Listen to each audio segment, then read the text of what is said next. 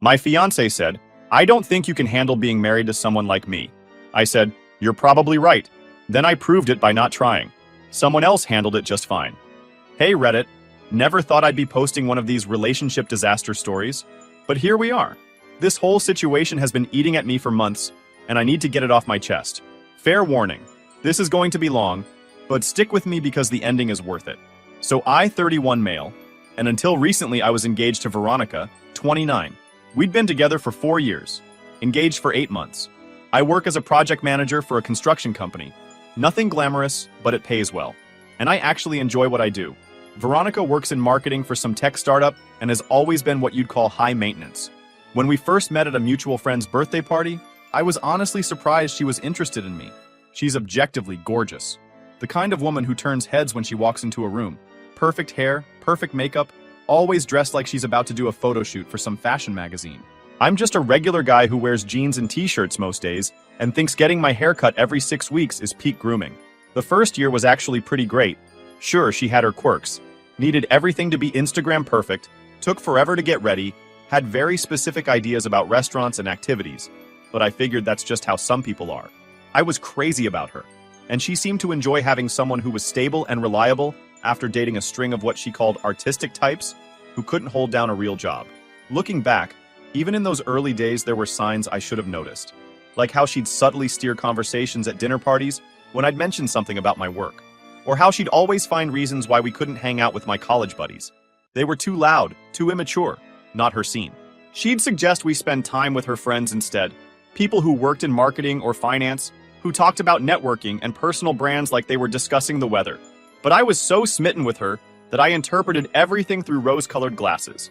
When she'd correct my grammar in front of people, I thought she was helping me sound more professional.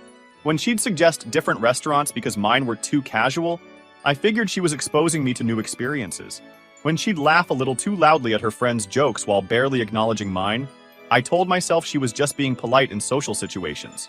Things started getting weird around year 2. That's when Veronica began what I now realize was a systematic campaign to improve me. It started small, suggesting I might look better in different clothes, hinting that I should join a gym, commenting on my apartment's decor, or lack thereof, according to her. "Liam, you're 29 years old. You can't keep living like a college freshman," she'd say, looking around my perfectly functional apartment.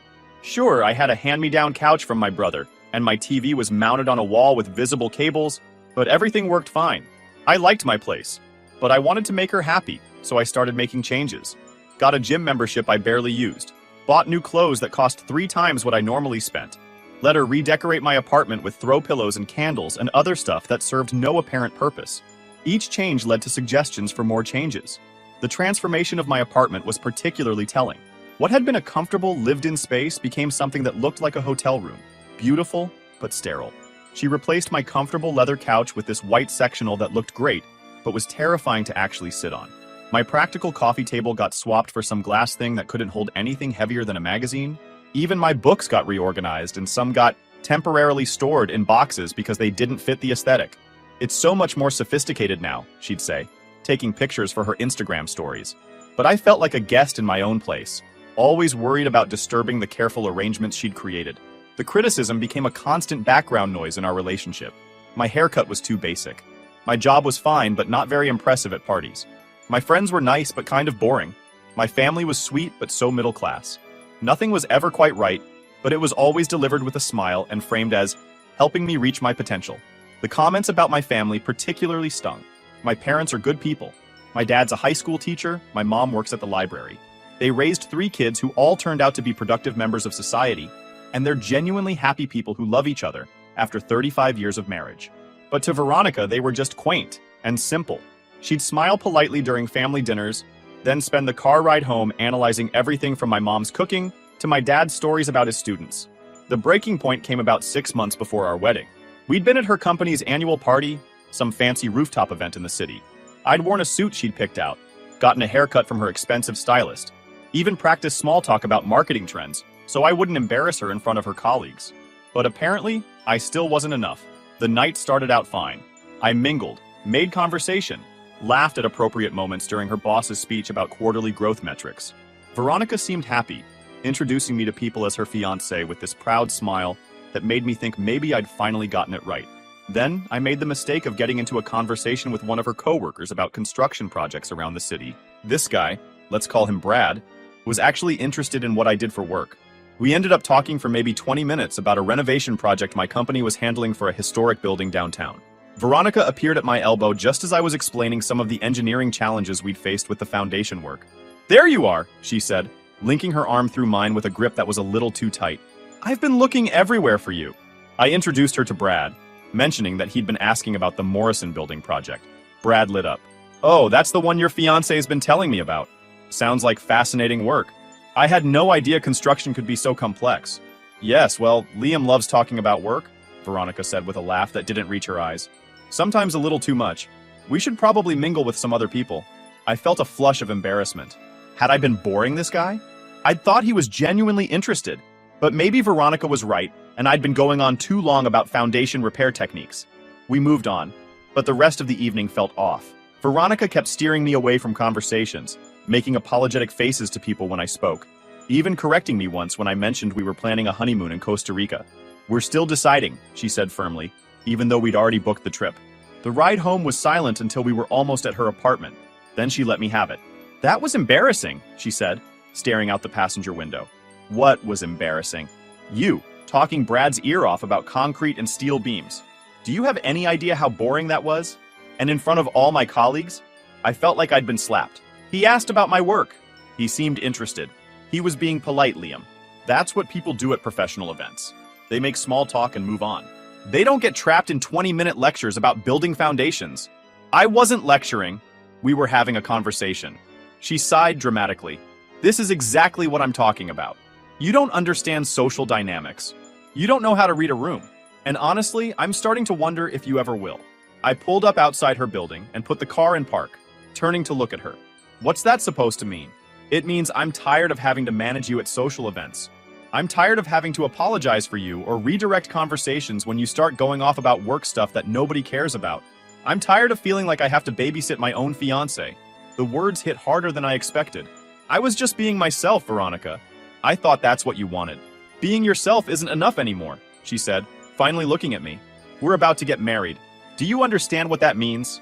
It means you're going to be representing me at company events, at networking functions, at parties with my family and friends. And right now, I don't think you're ready for that level of responsibility." I sat there for a moment, processing this. "So, what are you saying?" "I'm saying you need to figure out how to be the kind of husband I need, the kind of partner who enhances my life instead of holding me back." She gathered her purse and reached for the door handle. "I love you, Liam, but love isn't enough if we're not compatible in the real world." That night, I couldn't sleep.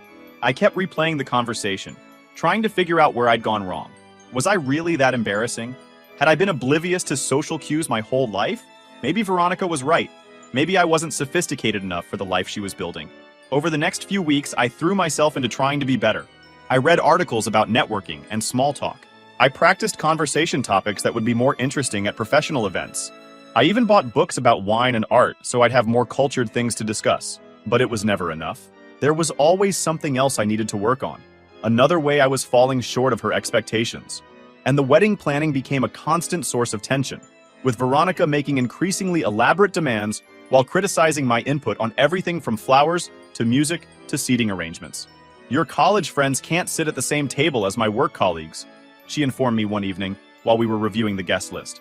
"They don't have anything in common, and frankly, some of your friends aren't very polished." "What's wrong with my friends?" "Nothing's wrong with them. They're fine people. But Jake still thinks beer pong is the height of entertainment. And don't get me started on Mike's habit of telling those inappropriate jokes. I need you to understand that this wedding is going to have some very important people in attendance." I looked at the guest list she'd been marking up with her red pen, crossing out names and rearranging tables. "These are my friends, Veronica. The people who've been part of my life for years. And they can still be your friends? I'm just saying we need to be strategic about how we present ourselves as a couple. This wedding is an investment in our future. I thought it was supposed to be a celebration." She gave me that patient look she'd perfected, the one that made me feel like a child who wasn't understanding basic math.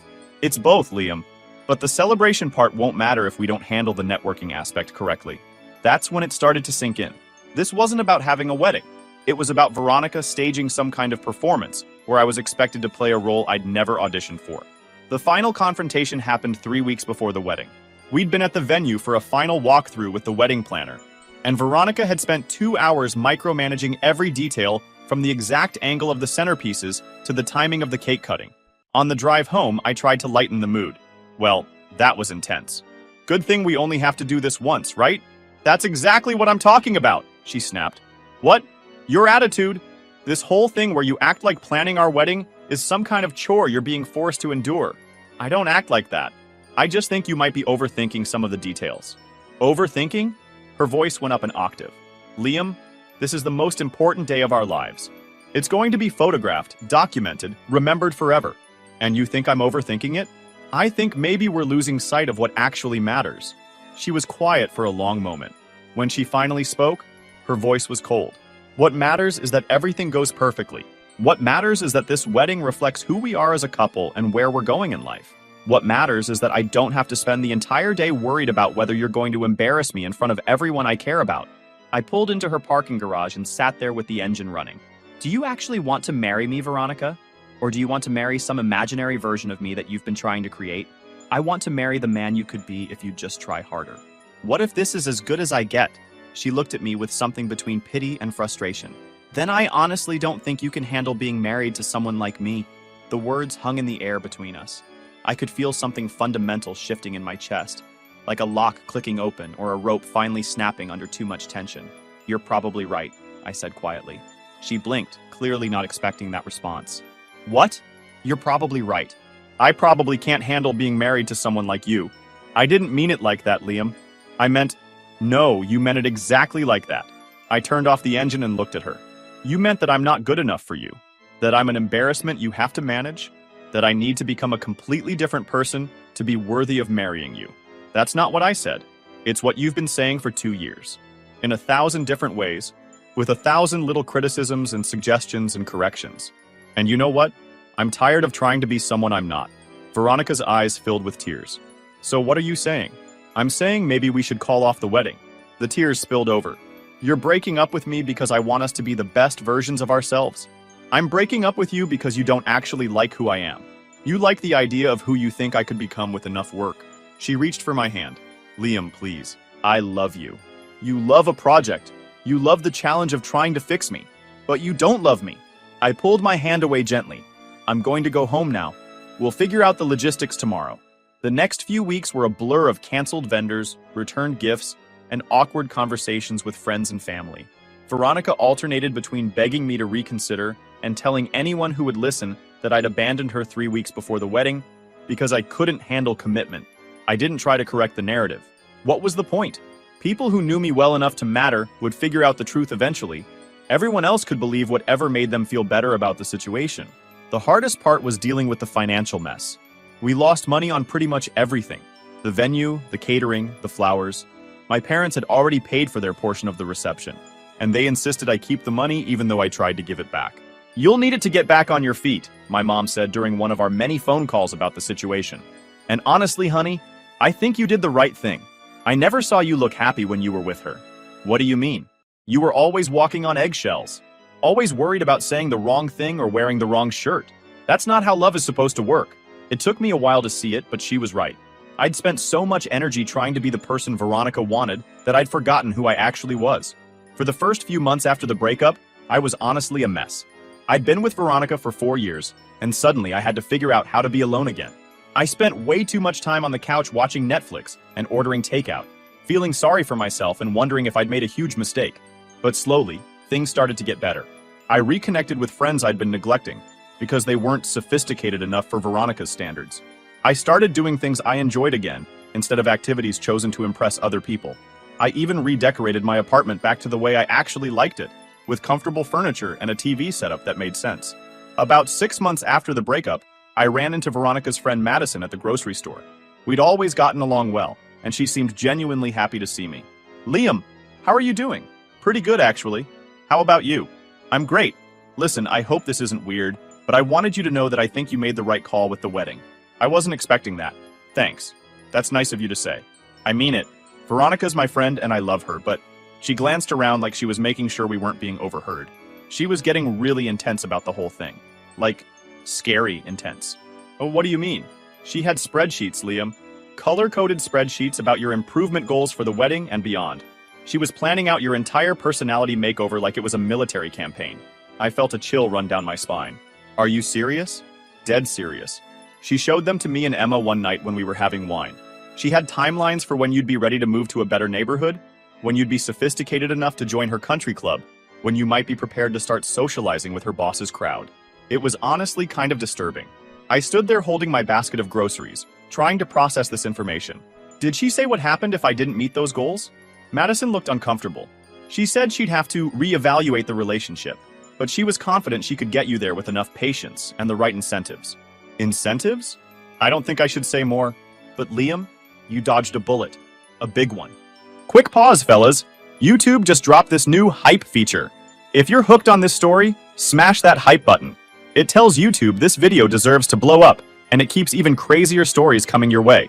Thanks so much for your support. All right, back to the drama. That conversation stayed with me for days.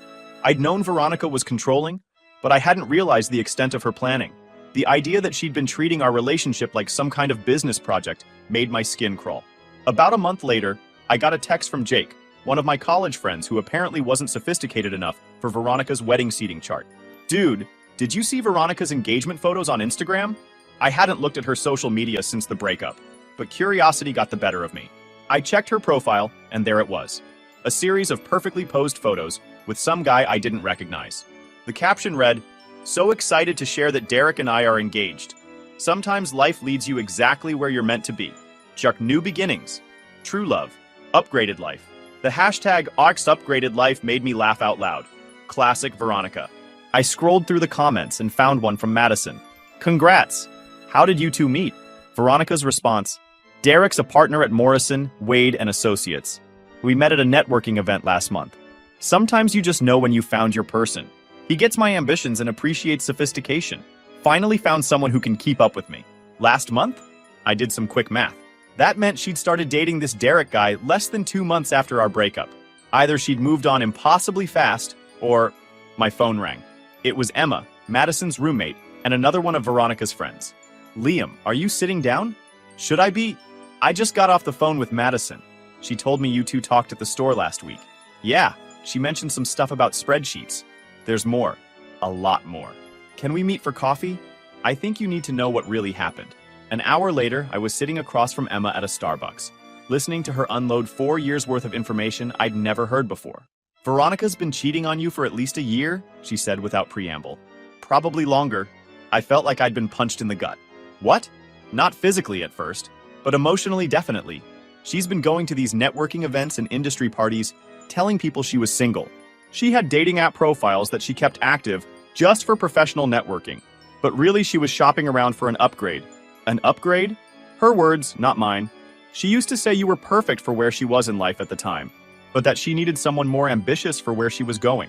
Emma pulled out her phone and showed me screenshots of text conversations between her and Veronica.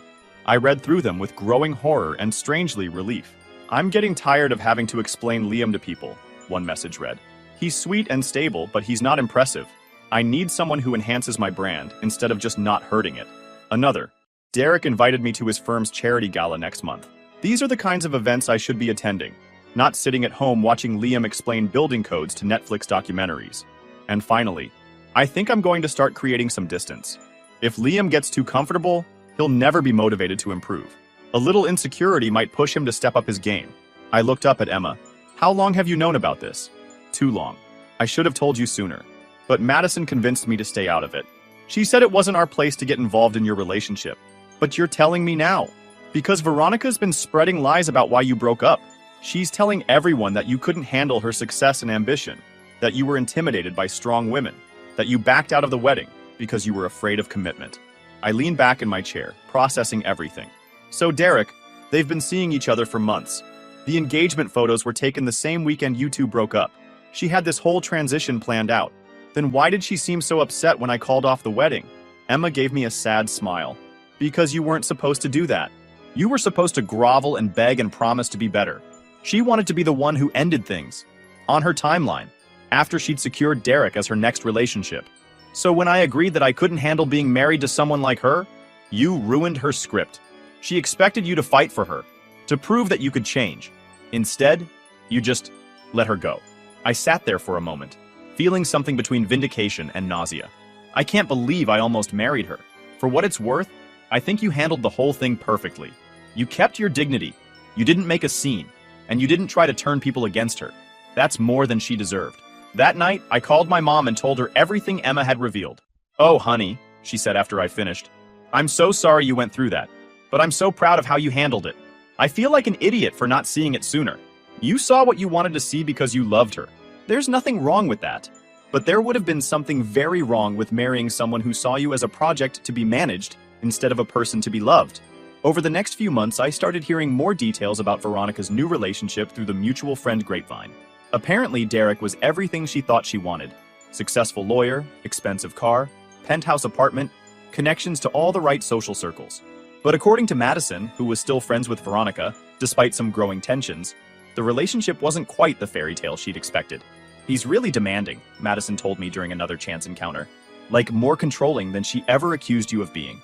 He has opinions about everything. Her clothes, her friends, where they go to dinner. And he expects her to be available whenever he wants to do something, even if she already has plans. How's she handling that? Not well, She complains about it constantly, but then she'll post these gushing social media updates about how perfect everything is. It's kind of sad, actually. I didn't take any pleasure in hearing that Veronica's new relationship was difficult. I genuinely loved her once, and I didn't wish unhappiness on her, but I was grateful to have confirmation that I'd made the right choice in walking away. The real turning point in my post-Veronica life came about 8 months after the breakup.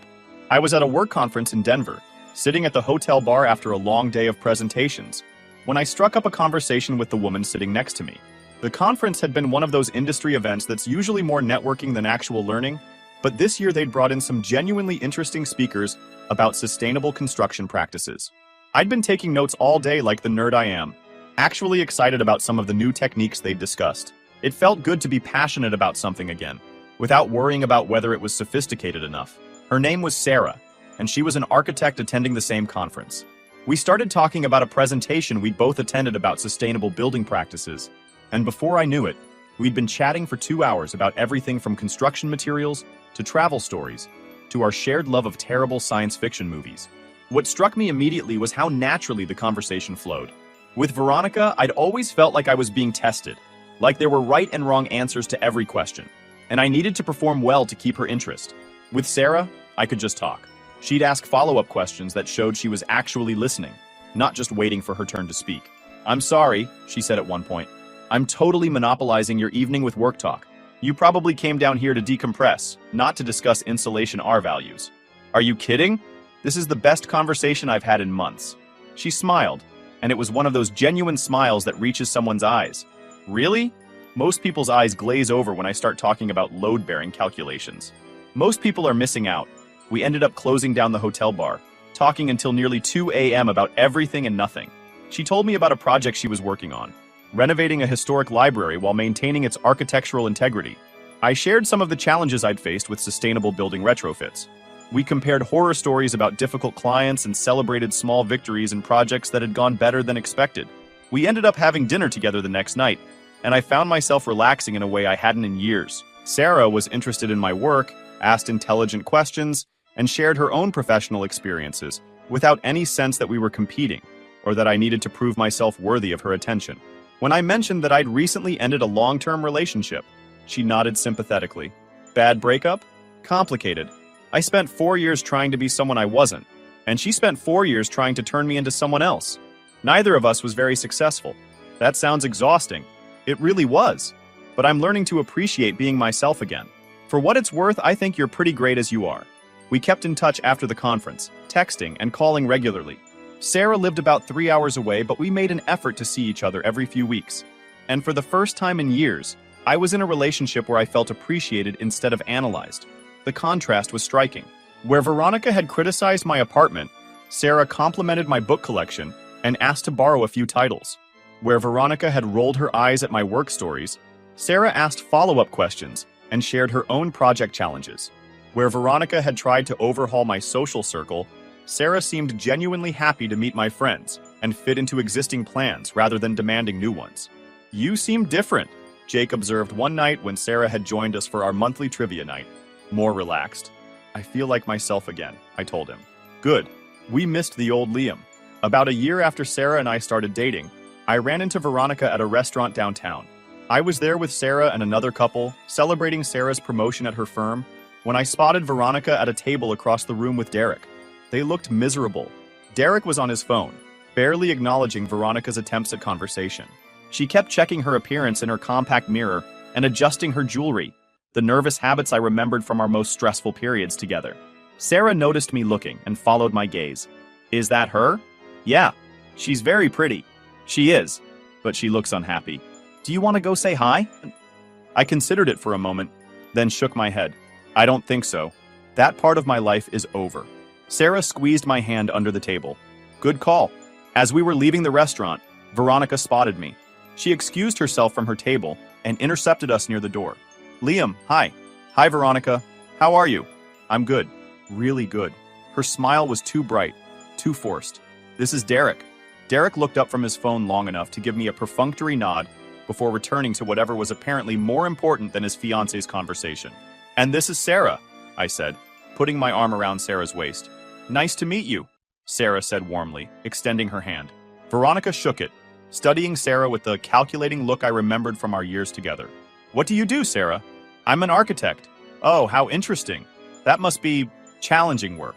I could hear the subtle condescension in Veronica's tone, the implication that architecture wasn't quite as impressive as whatever Derek did for a living. Sarah either didn't notice or didn't care. I love it.